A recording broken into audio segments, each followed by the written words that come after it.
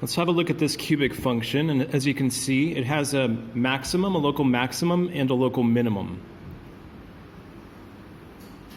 The maximum is occurring at point P, which is negative 1.3, 1.2, and the minimum is at the origin. The minimum I'm calling point Q, and the coordinates are 0, 0.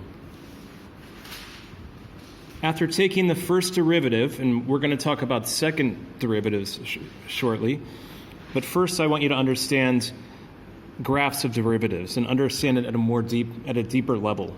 So when we take the derivative, we wind up with the quadratic.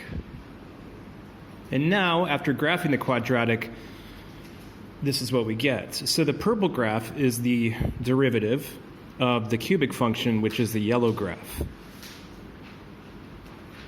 Now, they are both on the coordinate grid. However, don't forget the output, and I'm going to use this notation because it'll come in handy when we talk about the second derivatives. F prime of x is equal to 3x squared plus 4x. That's the purple graph. However, it's not f of x. This isn't a y value. This indicates, when we solve this indicates what the gradient of our tangent line is, depending on what x value we put in. So say, for instance, let's pick a point. Let's come here to the yellow graph. Let's put in negative 2. Let's see what our output is. So we wind up getting 4 if we determine what the gradient is at negative 2. So let's have a look. But this doesn't indicate the gradient of the purple one. It determines the gradient of our function, of the cubic one. So here at negative 2, let's have a look. Is this indeed 4? Is this gradient 4? If at this very instant, at this very point on this curve, is it 4? So if I draw a line and extend it so that I have a tangent line that's going at negative 2, 0, well, sure enough, it does rise 4, and it goes to the right 1. Bear in mind that every 2 boxes is 1 unit. Okay, so the gradient is 4 when x is negative 2. So it worked, and we use the second derivative. We use the first derivative for that. I'm going to go through one more example with you. Let's say we want to know what the gradient is at m, which is occurring at 1, 3. So let's go ahead and determine what the value is going to be when x is 1 by using this derivative.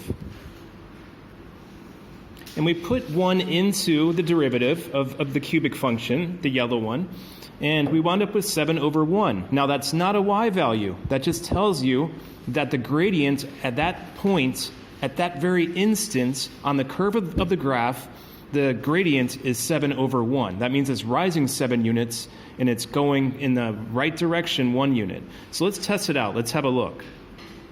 So I'm going to go ahead and do this algebraically rather than drawing it, and I'm going to determine what the y-intercept is at 1, 3, and I'm going to use the gradient that I got when I put the x value 1 into the derivative of the cubic function, which is a little sloppy, I apologize, but we're going to go ahead and determine what the y-intercept is.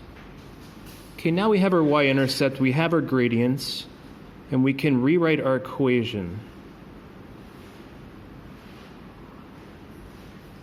And this should be the equation for our tangent line at point 1, 3. We're going to test it out, though. Okay, at 1, 3, we're touching the graph. I'm going to move it back. I'm going to zoom out so you can see it a little better.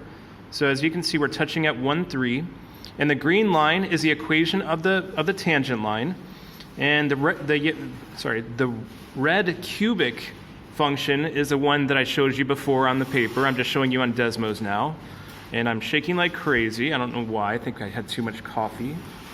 Let me find a way to stabilize it. I'm going to pause this for a moment. And here it is. So sure enough, we're rising 7. We're going to the right 1, and we were able to determine the gradient of the tangent line both graphically and algebraically. And we did that by using calculus.